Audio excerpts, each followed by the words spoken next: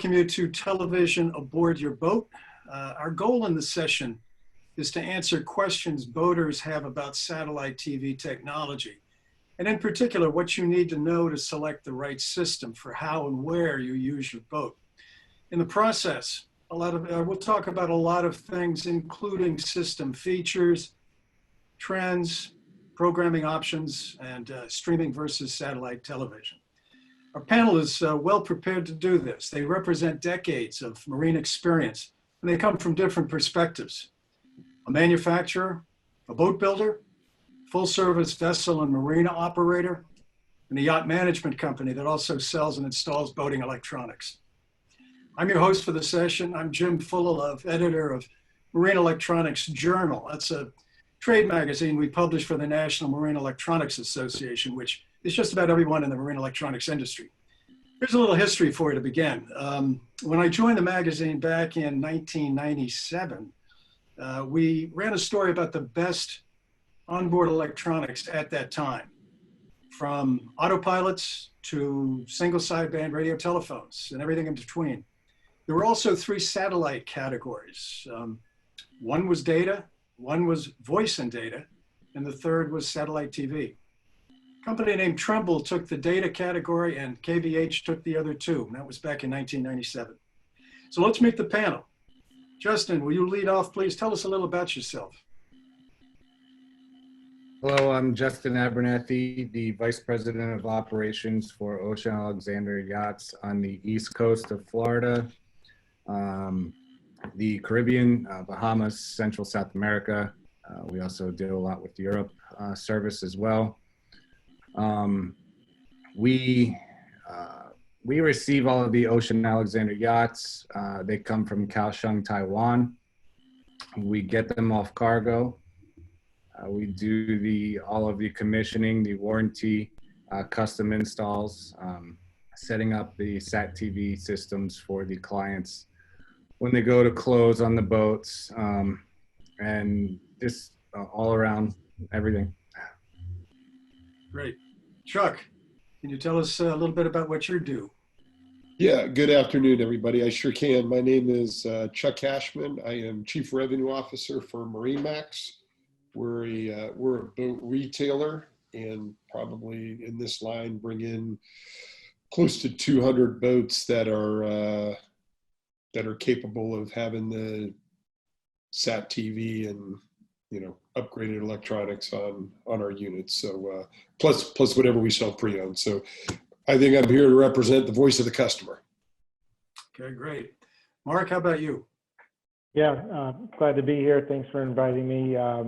Hello, everybody. My name is Mark Carreri. I'm the president of Marine Professionals Incorporated, MPI. We're located in South Florida in Fort Lauderdale. We do refit yacht management, marine electronics, audio, video, networking, and we do emergency and crisis services where we have a plane and fly all over the Bahamas and Keys, Eastern Seaboard, all over to fix boats. So we've been in business 23 years now. This is our 23rd year in business. We do, like I said, a lot of marine electronics, audio, video, and we do a lot of KVH. That's our go-to SAT TV and VSAT product. So, thank you, Mark. Ken, and you. Hi, Jim. Welcome, everyone. Thank you for attending. My name is Ken Loki. I work for KVH Industries. I've had the privilege of working for them for the last 17 years. Wearing a lot of different hats, primarily in the customer experience department. Right now, I'm the senior customer experience advisor for KVH. And basically, I help and assist people in all different markets since I've been there for the last 17 years, in the commercial market, the leisure market, the land mobile market. So I have just a skosh of information that I can talk to you about as it relates to satellite TV. See how, and I've been living it for the last 17 years of my professional career. So hopefully you guys can learn something from me today. That's great. Well, thanks, panel. Appreciate that. The session is scheduled to run until 3, but we can extend a bit if that seems necessary, with questions from the audience in addition to ones we pose. And if you have questions, if the audience does have questions, you can go to the Q&A button at the bottom of the Zoom screen and enter them there. We'll take a look at them and we'll answer as many as we can as time permits. So we're going to throw the first question to Ken. Let's start by asking a basic question. How does satellite TV at sea work, and does dome size matter in relation to the system's capabilities? Thank you, Jim, for the question. I think it's a great leading question to set the foundation for this seminar. And I'd like to take the opportunity to sort of answer this question in two ways. First of which is just with one word, flawlessly. If you bring a KVH on board and have it professionally installed by one of our 300 dealers around the country. But secondarily, we take advantage of the two providers that are most prominent in the US, which is DirecTV and Dish Network's footprint. So the way it works is DirecTV and Dish, they'll send a signal across the United States of America, basically for the home customers that have the big oblong parabolic dishes on their house. And what happens when they do that is that the signal doesn't just end at the shoreline, it bleeds into the ocean. So our CEO and founder back in the early 90s had the vision of taking advantage of that bleed and providing customers the opportunity of having satellite TV on board by manufacturing antenna systems that will pick up that signal and then provide that same home DirecTV satellite TV experience on the boat. So it's not like DirecTV or Dish Network beams their services over water. It's basically meant for land, but if you think about it as, this is a terrible analogy, but I'll try to use it as best as I can. It's like a spray paint can. So if you have a spray paint can and you're close, you can sort of get that stream nice and narrow to what you're pointing at. But when you're 22,300 miles in space and trying to beam that signal over a certain part of the continental United States, I mean, it's going to bleed into the ocean. So fortunately for us and for you as consumers, that bleed exists. We have people that make antennas, which you put on your boat in order to take advantage of that bleed. You put a receiver on board, whether it's for DirecTV or Dish Network, you activate the service, and voila, you have DirecTV on your boat. So the second part of that question is, does the antenna size matter? And it only matters as it relates to how far offshore you want to go. So as I mentioned before, because you have the concentration of the beam over land, the smaller the antenna, the closer you can stay by the shore and still get a relatively strong signal. But as you go out into the ocean, that signal gets weaker. So what that means is that you just get a larger dish in order to have TV in the areas that you want to watch TV in. So we have antenna sizes that are, 12.5 inches in diameter that weigh 8 pounds that are good for 50 miles offshore, and all the way up to 1 meter antennas that have the ability to track satellite signals for 200 plus miles offshore. So the bigger the dish, the further offshore you can go and still receive that signal, is basically how it works. So for those of us who'd like to look under the hood, I mean, anybody who's been to a boat show has probably seen the 3-axis machinery under the dome. But can you, without getting too techie, just give us sort of the 30-second version on how that works, how that keeps you focused on the geostationary satellites? Yeah, well, I mean, there's people back at KVH that are way smarter than I am, and they developed these antenna systems that, in a nutshell, basically are the parabolic dishes on a house. The only difference is that they're stabilized, so they have the ability to track while in motion. When you're on the water, whether you're at the dock, you're moving. So if you put a home parabolic dish on your boat, those are fixed. Those are pointed directly at the satellite, and they're not meant to move. But for the stabilized antenna systems that we make, they have all kinds of software and technology built into them where it's basically sniffing the energy from the satellite and doing some sort of con scan, which basically zeroes in on that energy, and as a result produces a signal through the DirecTV or Dish Network receiver onto your television. I mean, that's probably as basic I can get with it without losing the audience. Yep. Nope, that's great. Thanks. Thanks, Ken.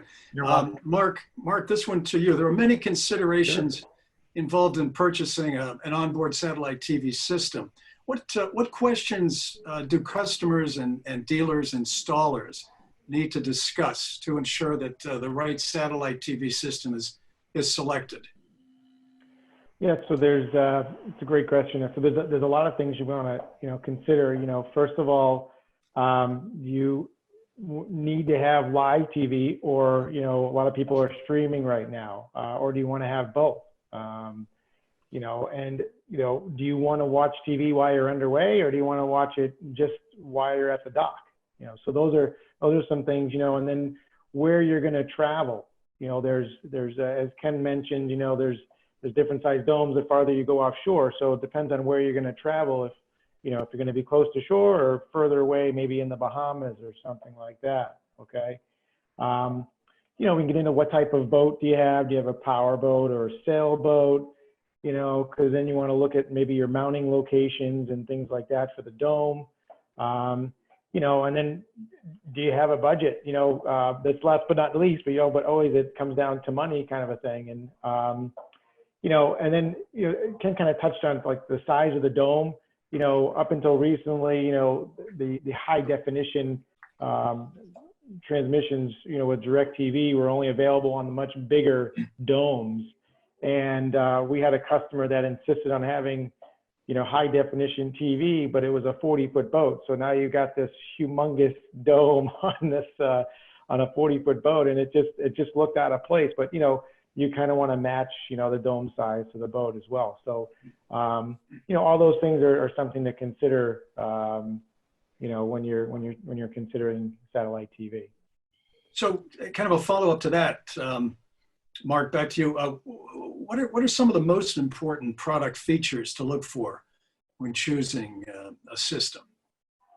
Well, you can consider whether you are okay with like standard definition or high definition like you have in your home. I mean, high definition is available now. Years ago, that wasn't an option, or you had to pay, a lot more money to get high definition. So, there's you can get that now, with some of the smaller domes and different, service providers. So, another thing is like your ease of use, and, do you want everyone to watch the same channel on the boat, or do you want everybody to watch something different like you have in your house? You wouldn't think that people don't think about watching the same thing in their house, but only if they're on the same channel. But in a boat, you need to have a separate, receiver to watch something different.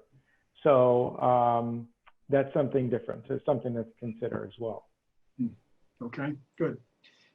Justin, to you, Ocean Alexander puts a satellite system aboard every boat that you all build. So why is satellite TV considered to be an essential feature on a yacht? Well, a lot of these owners nowadays, these yachts are more expensive than the actual homes that they live in, the residential homes. They all, our yachts have typically all of the same, if not more, amenities than what a residential home does. It's also creating an experience, being able to watch TV while you're out at sea or at the dock, or cruising up and down the ICW. It's a very attractive feature. Keeping up with live sports, news, shows with friends and family helps create a bigger feeling to the customer, overall more of a comfort thing, and it just helps create a better feeling of comfort. And they can watch all the local stations. I don't think they can watch the stations they can have at their house per se. If they live in New York or Baltimore, if they're here, I think they can only get those stations. But essentially, there's four things really that clients can't go without on their yachts, and that's refrigeration, waste systems, air conditioning, and TV. So that's, yeah, that's pretty much. I can agree with that. Well said. So back to TV for a second here. What are your customers' expectations about what they're going to be able to watch at sea? Do they compare it to their TVs at home, which, you know, if you get used to that kind of service, clarity, whatever, you know, you're looking for, you want to match that on the boat. Is that their expectations? And do the at-sea systems live up to those expectations? Yes. I mean, we have in our sound with subwoofers under the couch, and the quality, you know, we have the same TVs that we have in our house, the Samsungs and all of those high quality units. And certain, you know, demographics are going for to have the fun, and then there's certain demographics that go for, you know, to go for the family experience. They're all essentially, though, going for some kind of experience. Yeah, and that's pretty much it. I mean, the expectations are the same, if not more, than what you would have in your house. Okay, good, thanks. Chuck, here's one for you. Many boaters think that Sat TV is a luxury that really only super yacht owners can afford.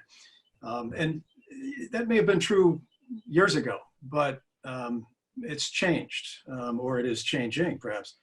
So what is your take on the affordability of satellite TV, and specifically, what are the costs involved in installing and operating a system? All right, great question. I would tell you 20 years ago, that probably was the case because you only saw the domes on the biggest boats in the world. And maybe I'm off by a couple of years, but as with all technology, as technology advances, and you get the next generation of new technology, the old technology becomes much more affordable. So the leading edge stuff is always a little bit more expensive. It's definitely it's for the early adopters, but then what it does leave us, and think of computers, think of cell phones, think of all that, right? Now we're seeing units. I honestly, I think in Azimuth we do a 47 standard with satellite TV, and we would have never dreamt of doing that years ago. But it's what we see from the customers, and I think the customers kind of break down into two categories, which makes your guys' world challenging. Some, they just want simplicity, easy to operate. They don't know what they don't know, which is hard to give them what they want when they don't know what they don't know. And then you have the other group that is, they know everything. They want it to match their house, and then they wonder why it's more expensive putting it in a boat than a house. But so you really have two kinds of clients, and you're definitely seeing the adoption of satellite TV into much smaller boats than you would have ever seen before. Yeah, It's volume and affordability and new technology that really pushes the price down of the old technology. And to say it's old really isn't the case, because you know, an iPhone 7 is still a wonderful phone, except you compare it to an iPhone 10 or 11, and you think, man, I need that, right? It's probably the best example I can give you on that. yeah. Yeah. Well, staying with trends for a minute here, are there other trends that you see in the market and the application for satellite TV systems on boats that are equipped, say, for cruising versus offshore fishing, or sail versus power? Do you see, you know, more satellite systems coming aboard closer to shore, farther offshore, smaller versus larger boats? Any other trends? Well, you know, the trend is certainly it's minimally accepted. You got to have it on boats over 100 feet. I can't imagine that you don't have it. And it's pushing downward and downward. So now I would say it's 70 feet. I don't know that we have a boat 70 feet or bigger that doesn't have it. In our world, they want the ability to watch a different channel in every room, which I don't know that I would do, but that would be that's the prevailing wind. It's just easier to do it that way and give them that goes back to they don't know what they don't know. They know at their house, they have a box in every room and they can watch TV in every room. In a boat, I don't know that they use it as much as they think they're going to use it. But what I will say is in the main gathering area at night, when it's raining, when you can bring the family together and tie it around a sporting event, certainly sports is one of the things, sports and movies, and then the market, right? So you get people that want to stay in touch, see what's going on in the market. You certainly get the people that want to stay in touch with sports, and then movies as a family. So it's and I think you're going to see even more of that now as we're living in a world where we're huddling together more. And I think for the foreseeable future, we're going to be staying together as a family and tight-knit friends, closer, longer, instead of going out and, when you're traveling and instead of going out to dinner, you may eat on the boat and watch a movie. So I think this timing will have a pickup of product installed and maybe product utilized because the world's just changed a little bit. So that would be the trend that I see. Yeah. Again, trends. Mark, one to you. There's a trend that we've seen fairly recently where boat owners don't necessarily have a TV, dedicated TV aboard, but they're using their multifunction displays, their MFDs, to watch TV on. What's that about? Do you install that type of a system? How do you do that? Yeah, you can absolutely do that. So, even some of the smaller chart plotters or MFDs or multifunction displays have a video input. It might be like an analog input, which is like just that yellow RCA cable kind of a plug that will plug into it. The larger multifunction displays will have like an HDMI, which pretty much everybody is familiar with. And you can plug that video signal from your satellite receiver right into your chart plotter and watch it just like you would view like a camera system. You go to that input on your multifunction display and you're watching TV versus watching your camera. Now, you really should have more than one multifunction display on your helm if you're going to be watching TV and not watching your chart plotter, right? I mean, don't just fill the screen up with your TV. But yeah, I mean, we see this all the time on a boat that has 2 or 3 or 4 different multifunction displays. I mean, one of them always has, the TV signal or the receiver signal going into that. Now, people don't necessarily think about it, right off the bat, but then becomes, the issue becomes the audio. What do you do with the audio of that? Because those chart plotters don't have a stereo or speaker system in order for you to hear what's going on. I mean, you might be able to watch a game, you might be able to just, watch the market stuff, but you're not going to be able to hear anything. So, it's important that if you're going to do that and you're going to be able to watch the video on your chart plotter, that you take the audio signal from your receiver and put that into maybe the existing stereo system on your boat. And that's pretty simple. It's just like those red and white, RCA cables that can go right into maybe an aux input on your stereo. And then you'll be able to watch the TV on your chart plotter, and then with your existing stereo system on board, hit the aux input and be able to hear what you're watching. So, so that's important to think about. I mean, this is something that we do almost on every single install, especially if there's more than one, multifunction display. I mean, every captain, every owner, wants to be able to view their TV right there on their chart plotters, because you think about it, if they're doing a long crossing and they're just out at sea for 10 hours at a time looking at blue ocean, they got 1 or 2 screens, one's chart plotter, one's radar maybe or depth, and the other one is just specifically a movie, so it happens all the time. Justin will probably tell you too, as he probably does it when he's delivering boats. So yeah, we do it all the time. It's included usually in our packages and what we do, for sure. Yeah. Range for signal reception is a big deal for cellular. It's a big deal for Wi-Fi extenders. There are plenty of those on the market, but we're not dealing with that. We're dealing with satellite TV. So, Ken, how far can a boat venture offshore and still get a great signal?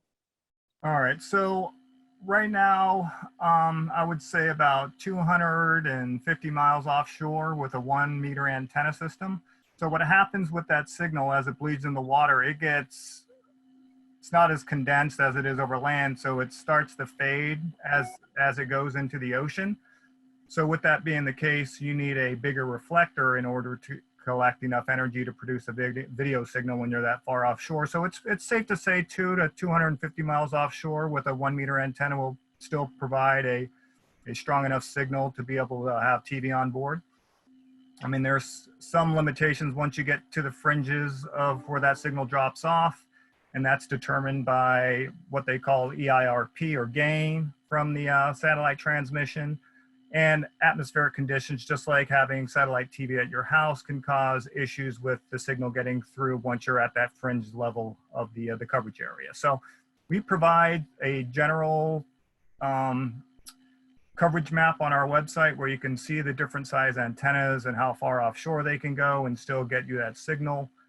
And so that will help people in determining, which antenna is right for them.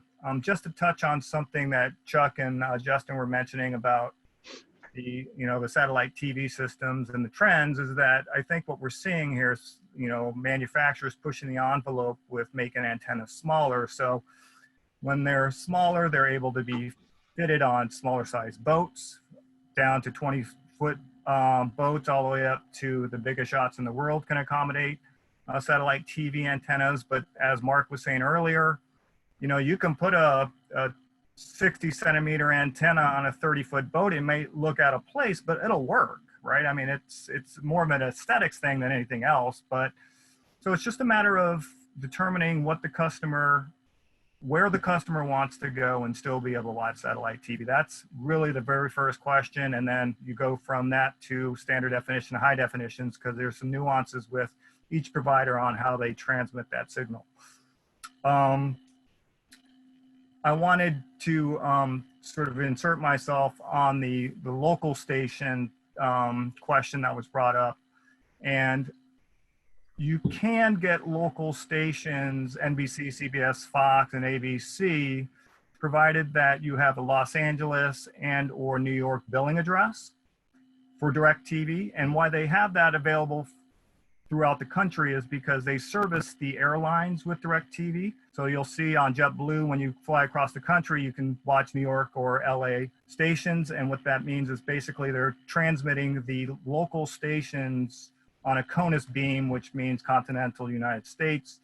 All the other local stations that are West Palm Beach, Fort Lauderdale, Miami, New Orleans, they're all spot beamed around a certain area around the city. So call it 50 to 100 miles around the city is where that signal for their local stations are being transmitted.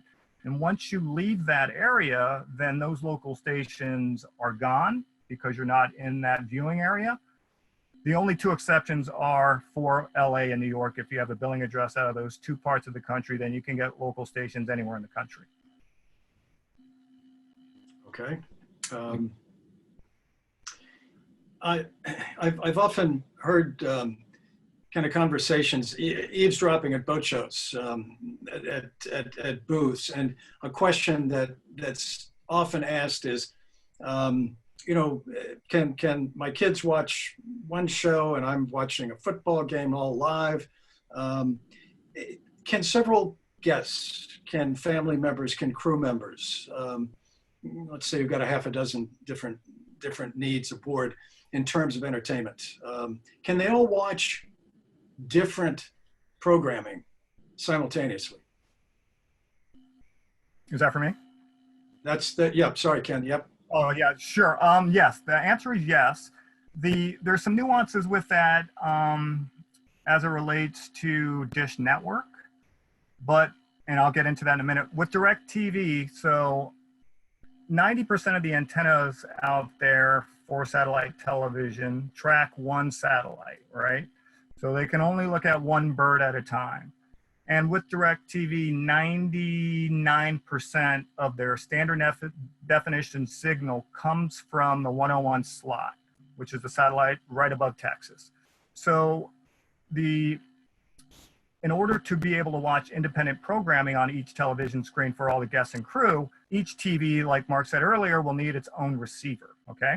So they're looking at 101, it's standard definition, and people are changing channels because all that content is on that one satellite. As it relates to Dish Network, they broadcast their content on 3 satellites on the East Coast and 3 satellites on the West Coast.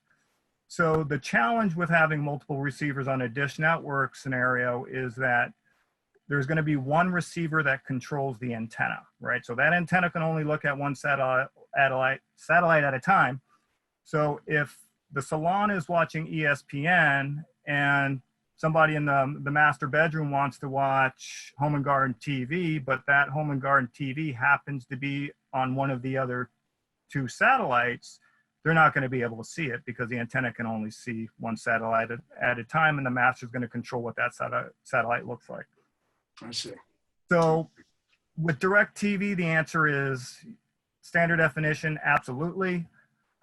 With our UHD7, you can do it with high definition as well. With Dish Network, it's a little quirky only because of the spreading of their content amongst multiple satellites. Does that make sense? Is that clear, or did I just confuse more people? Well, we're going to give Chuck kind of a shot at it also, another bite of the apple. Chuck, once a customer decides on a Sat TV antenna, what service provider options are available, and what are the major differences? For example, Ken talked a little bit about DirecTV and Dish, but then there's international providers. And talk about it in terms of service provided and costs. You know, that's one of the more interesting things is we see an awful lot of our clients will think this is a do-it-yourself type of project, or quite honestly, they come to us as a dealer. You know, we're 60 plus locations around the country. We flat out don't install it. We try to go with the most dependable system from the most dependable installer that you can get, so that you have the highest probability that you're going to have a good experience. Because let's face it, you're not watching this 30 days a month, and if you lose a day because your cable's down or your dish is down, it's 1 day out of 30. You're using these boats so rarely, and you have all your loved ones are there. So when you hit that button, you want it to work. And I don't want them calling me on something that my team did. So we call the best that we know. We buy the best systems that we can, and that's what we promote. And I think when you really think about the dynamics of being on board a boat or a yacht, it's always with your loved ones. It's always, these are your big times. These are the pictures that stay in your phone for the rest of your life. It's just these times when it's down, it's big, right? If I go home tonight and my cable doesn't work, I'm not going to lose any sleep. But if I'm on my boat for my 1 week out of the month that I'm on it, or 1 week out of the quarter, I want it to work. So, sounds like it's a plug for these guys, but I would tell you, I wouldn't, we've got 500 technicians in our company, and we call these guys to come put it in. Right.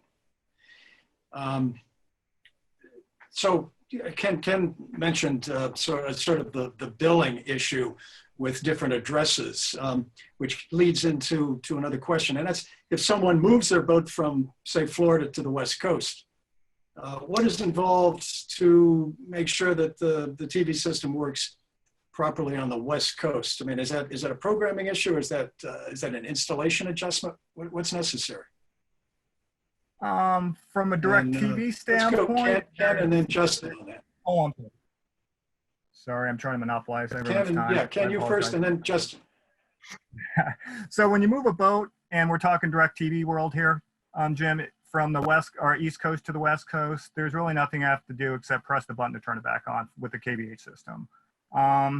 As it relates to Dish Network, which again has multiple satellites on the east and multiple satellites on the west, it's a slight configuration with our app that we use to change the antenna from looking at what they call the eastern arc of Dish Network satellites to the western arc of Dish Network satellites, and just do a reboot and it'll go and find those satellites. So there's really no heavy lifting involved whatsoever. Justin, is that the same report that you get from your captains and owners? Yeah. So if it goes to say Fort Lauderdale to, yeah, literally just turn it on and it'll still track. It'll pick up the 101 satellite. The only thing I might add to that is, let's say you were taking the boat on its own bottom to the west coast of the United States from Fort Lauderdale, and Ken, correct me here, but I believe you would go out of the South Florida market and you would jump into Mexico and then Panama. So you would have to have I guess a regional capable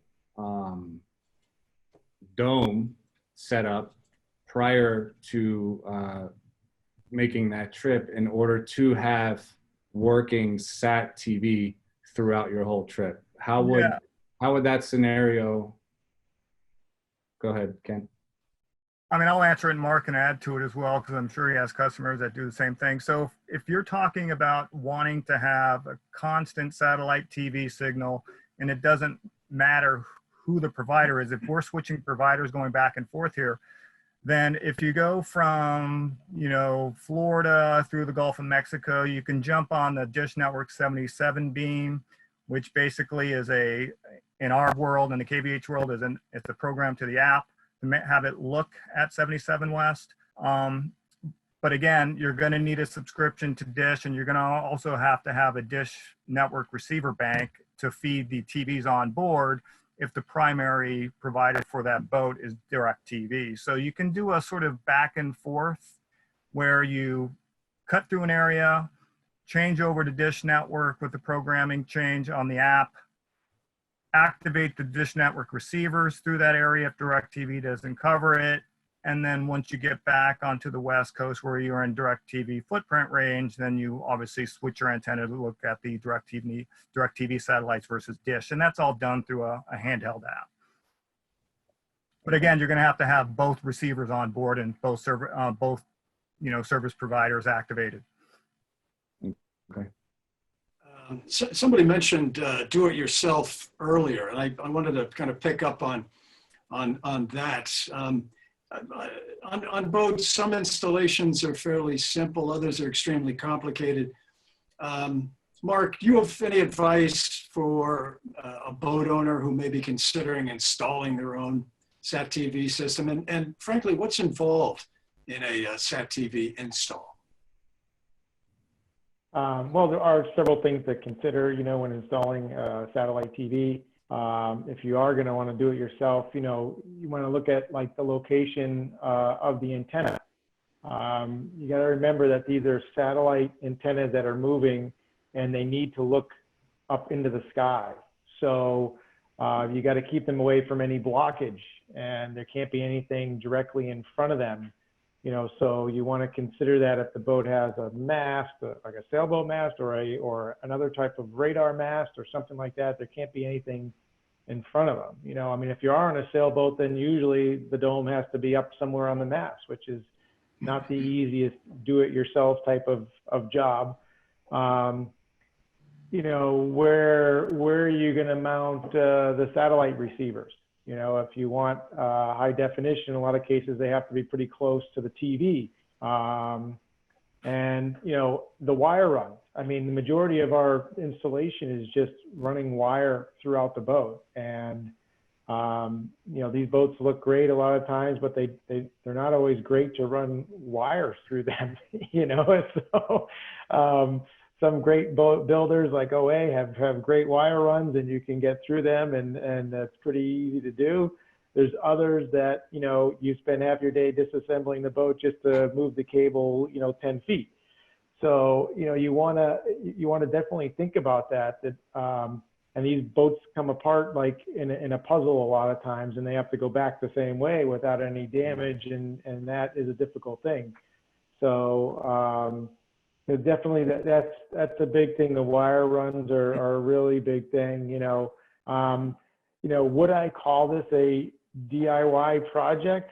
I don't know. I mean, I guess you could, I guess I give you this analogy, maybe during COVID that we're all used to, you can probably cut your own hair, like we all maybe have done, except for you, Justin.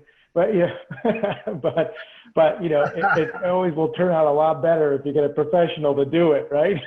So And then yeah. Right. So Chuck, I thought about Marine it, Max, believe me. do you guys have conversations about haircutting also? No, about DIY. Do you have conversations with customers who may say, look, I could try this myself? It's funny. Yeah? There's I probably get more conversation on the costs, right? So they think they don't always get what labor should cost, and they don't get that. Sometimes you'll pay a plumber $150 to drive to your house and work for an hour, and you just thank him when he's done.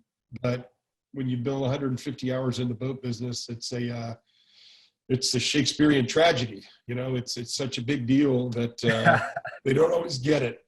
So I probably get more pushback on that than I do on the do-it-yourself. They don't always get that part of it.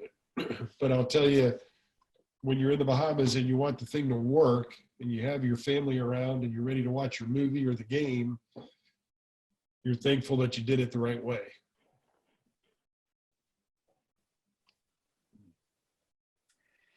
I'm going to ask one more question, then we're going to move to some of the questions that came in. And this one I'm not going to ask it of anybody in particular, but I'll just kind of throw it out there for whoever wants to answer it. And it's basically this, that a lot of people want to stream entertainment options like Netflix on their boat via LTE. So the question for some of us is, define LTE and describe some of the differences in costs and options between streaming and satellite TV. Whoever wants to answer that, just pick it up. Well, I mean, I can chat a little bit about it. KVH definitely offers an LTE product. We, as dealers and installers, we get that question a lot now. I mean, everybody is streaming, Netflix, different things. They want to watch their latest episode of Ozark or whatever is going on. So. Internet, on the boat is I see is going hand in hand with satellite TV. It's almost like they got to have both. There's certain things that, the streaming side of things offer that the satellite doesn't, and there's certain things that the satellite TV offers that the streaming doesn't. So we are installing pretty much every single one of our installations includes a satellite TV system and like an LTE system or some sort of cellular systems for streaming and having internet and that type of stuff. So yeah, I mean, in most cases, we're doing both. And a larger yachts all have both systems on board. So there is a cost obviously associated with that, but you can add it to your business plan. There's other providers locally and and stuff that offer, unthrottled type of marine internet providers. So, KVH offers, service as well. So, there's different options for the boater for getting LTE service as well. So. Yeah. Okay, so looking at questions that have come in, we've got, I guess, 9 questions that came in. Some are two-parters. So I'm just going to throw them out again to anybody who would like to respond. And quite a few of them have to do with DirecTV and Dish. So one here from Doug is, what do you see as the future of DirecTV and Dish Network as compared to many that are streaming TV today? Anybody want to project? It's a great question. It's a great question. And I mean, as long as they have the population in rural areas that are subscribing to their service, I believe that, they'll continue to offer satellite TV,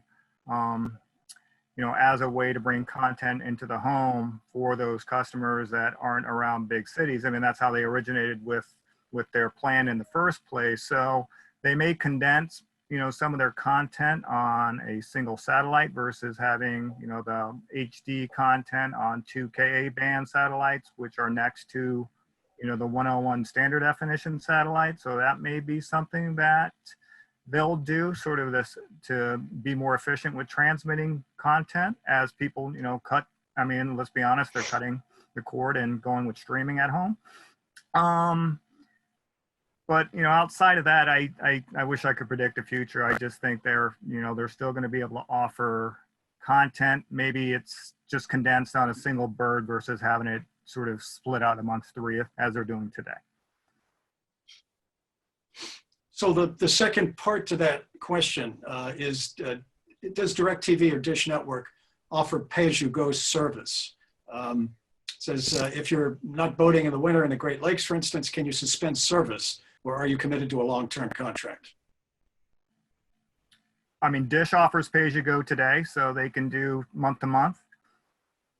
DirecTV, I do not believe they allow for pay-as-you-go, but I'm not sure if they're, hitting people for suspending their service when they're not using their boat.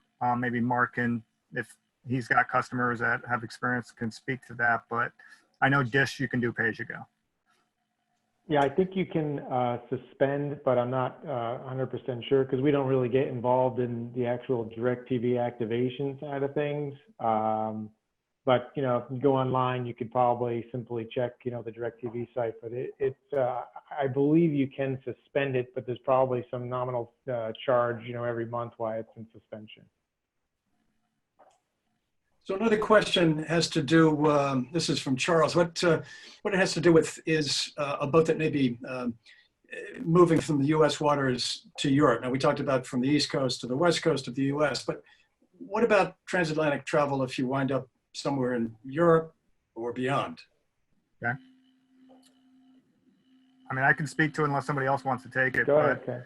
Okay, so when you go from the US to any other part of the world, specifically Europe and Asia, you're not going to obviously get any sort of television content in the middle of the Atlantic Ocean because, again, they only transmit, whether it's us or anybody overseas, they only transmit their content over land. That's where their paying customers are. We just take advantage of that bleed into the water. But once you get into Europe, the way the US guys transmit their signal down to Earth is, I'll give you a little demonstration. It's what they call circular polarization, right? And that requires a circular LNB in the US. But once you get abroad, they transmit it in linear, so it sort of goes zigzag. And all that means is that there will be a hardware change to the antenna to swap out that LNB, so it's a linear version LNB versus a US version LNB. And the receiver is able to operate with that new equipment? Not the receiver here in the US. They would have to subscribe just like they were here in the US, get a box for the provider out in Europe, and also change the LNB and the hardware. Those are the 2 things they would have to do. Okay. Here's a pretty specific question from Jess. He says, I can watch TV in the Bahamas, but I lose it in San Salvador. So is that simply a matter of changing providers? What's going on there? It could be a matter of dish size, depending on how big his dish is. Because again, the smaller antennas will cut off before the larger antennas will in specific areas, but it could also be a footprint problem where they just stop transmitting in that area. And if it does get picked up by a different provider in San Salvador, then you would, again, need to get boxes from that provider and subscribe to their service. But the antenna should be able to look at that satellite just like it would in the US. So at the expense of working you too hard, Ken, here's another one. You're probably the best. Bring it on, baby. So this is from Jeff. He says, I'm a Midwest lake house boat owner, 77-footer. He's got a KVH HD7 and DirecTV. Is there anything new for incorporating internet into the HD7 for downloading movies from DirecTV? Yeah, there isn't. So with DirecTV and all the satellite TV providers, the antenna that we make or anyone else makes in order to receive that signal is a receive-only antenna system. And it's receiving just that TV broadcast. Any sort of VSAT solution or LTE solution would be in a different antenna entirely. So yeah, unfortunately, there's nothing. I mean, he's got a great HD7, which is high definition DirecTV. It's like sitting in your house, with, have 15 receivers on board. Everybody can watch whatever they want to watch in HD, but unfortunately there's no sort of internet solution that you can plug onto that. Okay, well, that pretty much wraps up the questions that have come in. And, I would just throw it open to the panel. Is there any aspect of satellite TV that we really haven't discussed that would be important to a boater either coming into this, looking at her first satellite TV system, or, a veteran who might be looking to upgrade his second or third system on a new boat? Anybody? I mean, I'll start by just sort of tagging on to what Justin was saying earlier about experience, right? So, I mean, having satellite TV on board, in my opinion, is something where you don't have to sacrifice time, right? So you're out fishing with your friends, you have a football game that starts at 4. Instead of, getting back to the dock and jumping in your car and going to a bar or your house to watch the TV game or the football game on a home screen, I mean, you can watch it on your boat and fish at the same time. So it's an experience that people should sort of understand, that it saves you time. It gives you this wonderful experience that you can feel as though, you're part of what's happening as it's happening. One of the analogies that I use for people, if I was at a boat show and I was hugging them and just talking to them about, hey, how much money would you pay? And I'm sorry for any Atlanta Falcon fans out there that, watching the Super Bowl when it was 28-3, the Pats were losing, how much money would you have paid to be able to watch that moment in time where they came back and won the Super Bowl, right? Some people, they would say, I'd pay $5,000 if I was able to watch that thing. I mean, that was great experience. I could celebrate with all my friends. We were all jolly. I mean, so it's sort of subjective, but what it does, it allows you to have that emotional feeling to what's happening as it's happening while you're doing what you love, which is boating. So, I mean, you've got to ask yourself that question, but that's kind of what we like to promote at KVH, is all about customer experience, and that's what TV is. The antennas are just a conduit to what they're actually buying. They're buying that experience, which is television. The antenna just gets it there for them. And I would shamelessly say there's no better way to upgrade your system than to buy a new boat.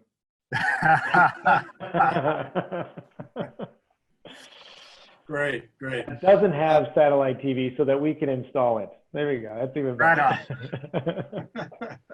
There's a question that I wasn't going to ask, but we've got a few minutes, and I'm going to throw it out there. And I don't know if anybody has an answer to this, but several years ago, there was sort of there were a couple of companies that were going toward replacing the 3-axis dome systems with beam forming. So there would be electronic beam forming of the signals rather than mechanically facing the satellite and keeping locked on it. Haven't heard much about that lately. Does anybody have any update about beam forming? I don't. I mean, we at KVH, we sort of have that technology already for vehicles. So we make antennas that are flat that bend the beam for automobiles, which is called the TrackVision A9. So on land, you can have an antenna that tracks DirecTV as you're going down the road without having a big old bubble on top of your car. It's 5 inches and it's flat. So the physics of beam forming on a boat on flat panels is such that, you know, and from what I understand, is that it doesn't have great look angles. You need multiple panels, and it doesn't work well in weather where most of the people want to watch TV is when it's bad outside. So there's some limitations to just finding a spot for the panels to be able to accommodate for pitch, roll, and yaw, which is why you have a 3-axis antenna under a dome, is because that's the most efficient way of being able to track those satellites. Whereas, you know, having panels on a boat, they're flat, they're not moving, and they're just not efficient and ready for prime time. Otherwise, you wouldn't see KVH antennas on boats in the marina. You would see flat panels. Yeah, good. So I'll just add something to that, Jim, if you would let me. So sure, please. You know, yeah, KVH has had those panels. You know, if you look at like the JetBlue and the Southwest, they all have those types of flat panels on the top of airplanes. So, and you get it, but you know, if you've ever been in the airplane and they make like a sharp turn, you lose the satellite signal for a second, and then it comes back on once they level out. So that's kind of, you on a boat, you know what I mean, with the pitch roll, and you know, it just wouldn't, you know, in my opinion, it wouldn't work, and that's why the 3-axis works a whole lot better. So I'm sure that you guys have been on an airplane and the satellite TV is cut out for a second as they were turning. So that's pretty much what Ken was saying. So. Great, good. Well, thanks. I appreciate that. Hey, Jim, well, anyway, I'm sorry, Ken, go. There's a question that came in about receivers. I don't know if you saw that. Natalie just mentioned it to me about who can provide receivers. So, I mean, I'm going to give you a shameless plug here, but all our TrackVision TV series antennas, you have the ability to get a free dish or DirecTV receiver. And in addition to that, we can help you get it activated because we have an in-house DirecTV activation team that sort of is much easier to deal with than with DirecTV, just because of the size of that company and what they deal with on a day-to-day basis versus what we deal with. So you can get your receivers from us. Sorry, Jim, for interrupting. Okay, no. So if nothing else, we've arrived at 3 o'clock. So I would thank the audience for tuning in. I'd also like to thank the panel. I think that's been a great conversation. And so thank you all. Have a good day. Stay safe. Thank you, Jim. Appreciate it. Bye now. Take care.